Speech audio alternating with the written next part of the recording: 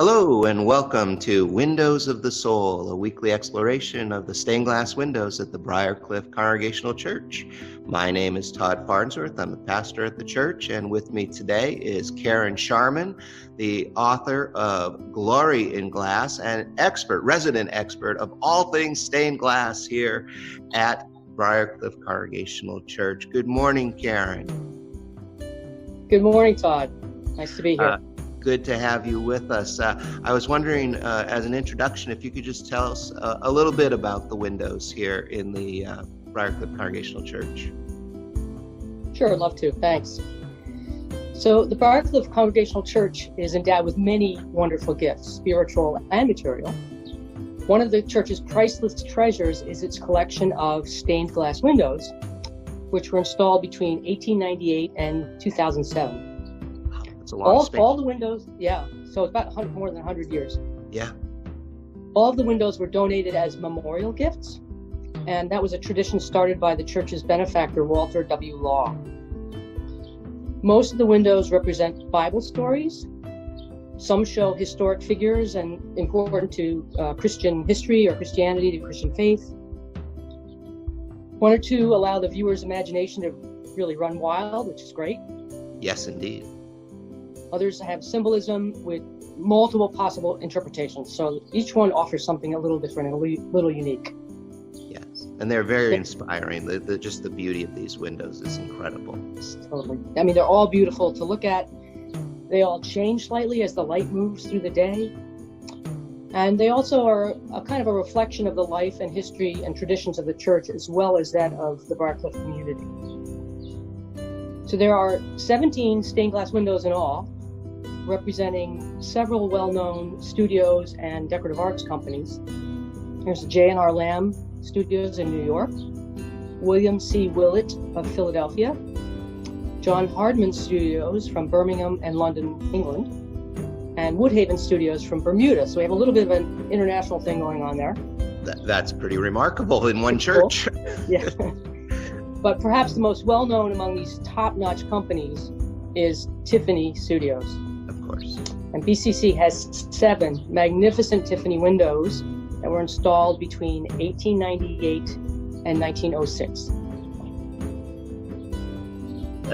That's quite a span. Well, should we go look at a window now? Excellent. Let's do it. Let's do it. Today we are looking at this beautiful window that depicts a woman holding a baby by a river, and it looks like she's wearing an outfit that she's not very wealthy, and there's somebody who looks quite wealthy looking down upon her. And if I had to guess, I would say this is a story of baby Moses in the reeds along the Nile. Karen, could you tell us a little bit more about this window? Sure, I'll try. Did I guess correctly? You did. This window is called Moses in the Flags, and I'll explain about that in a second. Okay, I don't see any flags, but okay. Well, but you do. You just don't know it.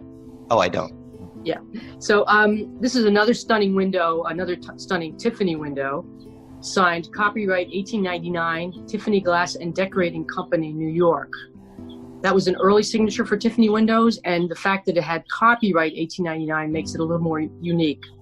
Often the copyright dates were not put on. Mm-hmm. This is one of 3 windows that were installed in 1899, actually. And the window is a memorial to Arthur Ransom Law, the infant son of Mr. and Mrs. Walter Law, who died, I think he's about a year old. Oh. Sadly, infant deaths were kind of a common occurrence in the late 19th, early 20th centuries. And even sadder, really, is 2 of the Congregational Church's windows were given in memory of young children, both related to law, unfortunately. And usually Jesus blessing the children was a favorite theme for such a sad occasion. I remember that. Remember? Yeah. Yep. And here we have another sort of appropriate subject, Moses being discovered as a baby, and the memorial. Yep. Well, it's a beautiful tribute to. Yeah.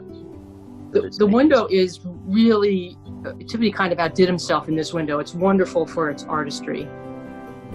The remarkable effect of the rippling motion of the water. And if Todd, can you zoom in on the fan above the Pharaoh's daughter's head, maybe? If you zoom in on the fan, check out those feathers. I mean, the feathery texture of the fan, it's just typical of Tiffany's ability to create these effects within the glass itself. This is not painted on the glass, it's created within the glass. He spent years experimenting, adding metallic oxides such as chromium, cobalt, silver, gold, and he would add them in sort of complex, untried combinations to get the colors and effects that he wanted. And this is, you could, I don't know if you can go down to the bottom there with the water, see the rippling effect of the water. Kind of, if you zoom in on that, you see how the water is kind of rippling along. And even in the afternoon, the brilliant gold of the princess's arm bracelets, earrings, and tiara are like you need your sunglasses. It's so bright, brilliantly bright. So another effect of Tiffany's, that's good right there, because Tiffany, most of his figural windows have painted hands, faces, and feet. So here you see that the glass itself has created the folds of her robe and the colors and the variegations in her robe and the shadows, but her hands are painted on. Yes, and they're so delicate. And the faces of the attendants, if you go up to the two attendants on the right, up to the top there, their faces are just really fine and delicate. They are, and there's this one peeking over the shoulder. Yeah, one peeking over the shoulder. But their robes are like draped on them. That's done all by drapery glass. We talked about it another time. Yeah, I was going to say, is this drapery glass? That's what it reminded me of. But again, you can see the hands on the women. Right, the very different effect from the other rest of the glass. Yes. And that's What is she holding? Do you know, that red? I think that's the fan. Isn't that the fan? It is. It goes up. I didn't see it carries up. That carries up. Yeah. That must be a heavy fan. Very heavy fan. We're all fans of this window. We're all fans of the fan. It blows us away. Yes. So the painted hands and faces are very, very delicate, beautiful in this window, and the effects that he creates with the feathers and the water and the reeds and the leaves, and it's very, very effective. It really is. They look like they're in motion. Even, there's motion to this picture. Yeah. And you had mentioned that often Tiffany worked off of a painting, so that right. He was originally a painter, so he became kind of what people called him a sort of a painter in glass. So that's what he. Mm-hmm. Going back to the title, Moses and the Flags. Yes. So when I was growing up, it was always Moses and the bulrushes. That was the story. Moses and the bulrushes, right? Yeah. Or Moses and the reeds or something. Yeah. Right. I never heard reeds. But anyway, according to biblical translation, the basket, if you want to zip down to the basket there, the basket in which the baby was placed was made of bulrushes and then daubed with pitch to make it watertight. And you can get that effect. You actually get that effect from how Tiffany's created the glass. Yes. But here we have the ribs of it, where the ribs and everything together. Like you had woven reeds together or bulrushes together. Yeah. So here we have the discovery of Moses by Pharaoh's daughter, and Moses among the flags. So the word flag refers to a type of reed, as you mentioned, Todd, or grass that grows by rivers and lakes. And one of Tiffany's trademarks is, stay right there, that's good, the traditional blue iris, which I found out fairly recently, like within the last 10 years. Some species of iris are also called flags. Yep. I've heard of blue flags, but yeah. Blue flag, yes, blue flag. So not all, some species are called flags. So Tiffany loved irises, and he was a nature lover, and he included this flag when with Moses and the Flags. And he often uses iris as a theme in his floral works. I mean, there are iris in the west window, You'll see a nod to Tiffany in another non-Tiffany window. There are iris in another window. But he's also got, there's a glass panel at the Metropolitan Museum called Magnolias and Iris, and I guess it's a fairly famous panel. So there we have Moses and the Flags, the Tiffany flag, the sad story of a lovely familiar story translated into glass, dedicated to a young child who would not grow up like Moses did and have the chances that Moses did to become a great leader. Right. And this is young Moses here. And, so he's being rescued by a reminder to the family of the child they lost and the child they loved for those. He was just I think about 1 year old. A week or so. Or was it? Oh yeah, a year old. Yeah, 1 year old. Yeah. So Law suffered a lot of loss in his life. I mean, he lost a son, he lost a granddaughter at about 4 or 5 months old, and that was the Christ Blessing the Children window was in her memory. Right. He lost a son-in-law too soon, early, doing missionary work in China. So it's but he always maintained his very, very strong faith, and really, for him, Briarcliff Church was really the place that really captured his heart and had his attention for a lot of his life, obviously. Yes, he was a great benefactor to the church, and it seems like he benefited from the church and its teachings. I have a little quote here from his 70th birthday celebration. This is a quote: "Those of you who know the deep secret of Mr. Law's heart know the secret of his smile. You know it comes from the rich faith that sustains and enriches him in the difficulties and struggles and crosses of his life, which make him strong and patient and calm in every experience he has to face."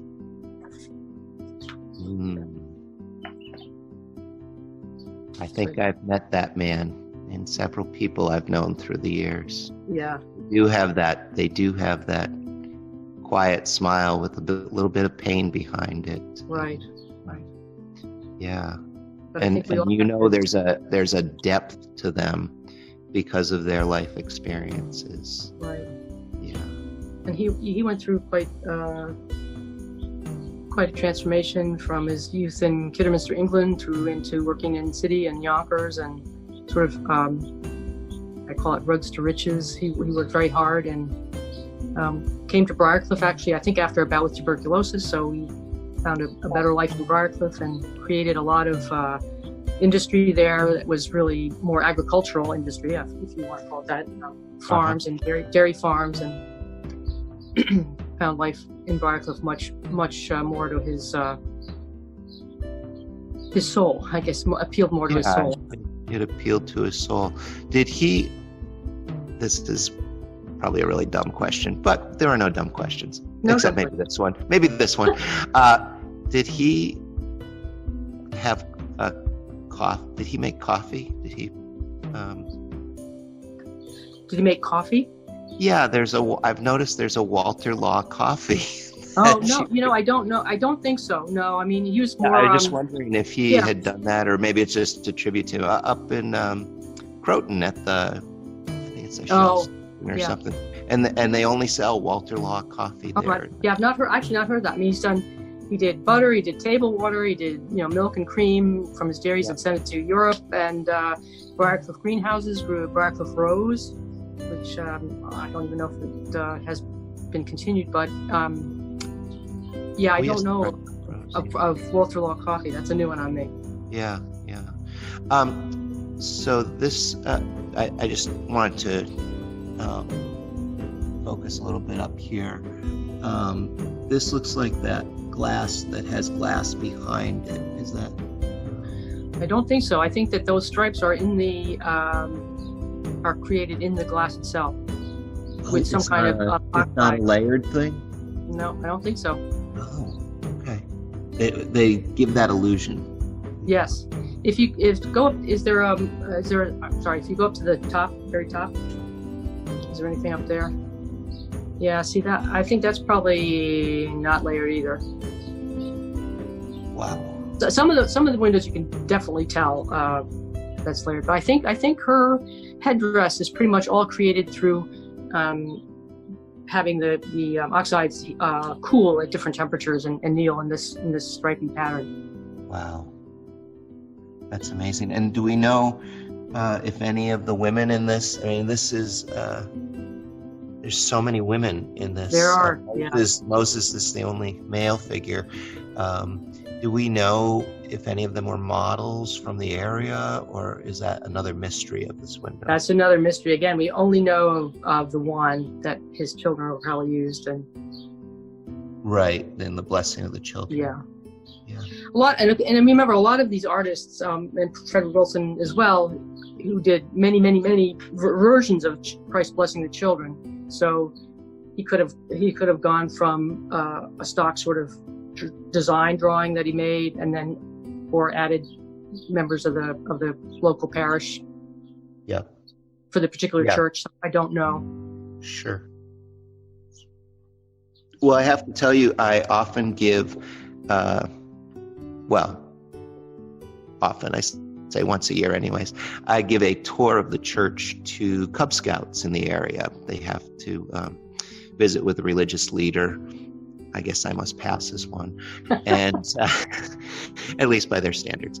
And they are fascinated by this window, and the window with the blessing of the children. I think because they recognize themselves some, but they always ask about the Moses head, which it must just be at a very unique angle, or I don't think he's wearing a headpiece or anything, but just such an unusual shape. Right. I think it is an unusual angle, and if I'm not sure that Frederick Wilson designed this window, but if he did, I mean, you look at the other children in his other windows, they're not. Oftentimes if you look at old-fashioned portraits, the kids always have like an adult head. Yes. Right? Yep. So I'm not sure that this is that effect, but I think it might just be it might also be how the lead caning is wrapped around the head makes it look bigger, appear bigger. I don't know. Yeah, that actually, it could be highlighting shape a little bit. Yeah, but you can even see his little ear in there painted in. His eyes are so like. I know, they're quite beautiful. Yeah. Looking up, and the hand gesture again is kind of reaching, blessing, kind of held together. You can imagine all the little babies out there I've seen with their hands clenched like that. Right. Yeah. Well, is there anything else about this window we should know, Karen? It's a really a beautiful piece here in the church. Again, another window that's well worth coming to see in the afternoon when the sun is shining through from the west side there. Yes, and I'll try to, as this video winds down, or I'll intersperse some pictures. So if people have seen this version and then it suddenly seems a different color, it'll be because I've added some photos from the afternoon, so you can see the comparison. But it is a brilliant piece and well thought out. And now we know why it's called Moses in the Flags. In the Flags, yeah. Very interesting. Yeah, and as you say, like all of the windows, they all change considerably as the sun moves throughout the day. So some of the colors become more brilliant and some of the details become more noticeable, and so it's worth it'd be interesting just to sit in the church for 24, for like the whole day and see how the windows change. And we could set up a time lapse. We could set up a time lapse. Yeah, exactly. Yeah, that would be cool. Actually, I'd do that in the West Transept. That one really. Yes, that one changes like you wouldn't believe. It's just extraordinary. Yeah. All right, I'll find a day when I can set up my camera for a day and do that. Yeah, that'd be awesome. All right, well, thank you very much, Karen, for telling us about this window and sharing it with us.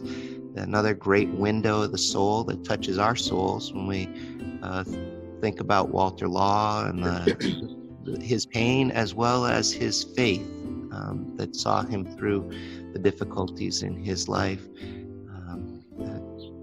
Very similar to Moses' journey, who started out in a very precarious situation, but found in God a refuge and strength to lead an entire people through a wilderness time to, right up to the edge of a promised land. He knew they were in God's hands at that point, so it was okay.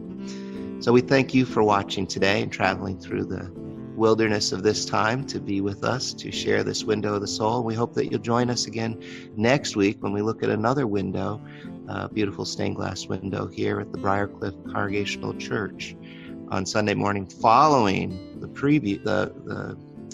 premiere of these windows online. I will talk about these windows in my sermon, or the text associated with the window in the sermon. So you can bet there'll be a sermon coming up about Moses in the flags. So thank you for watching, and we hope you have a wonderful day. Thanks, Karen. Thank you.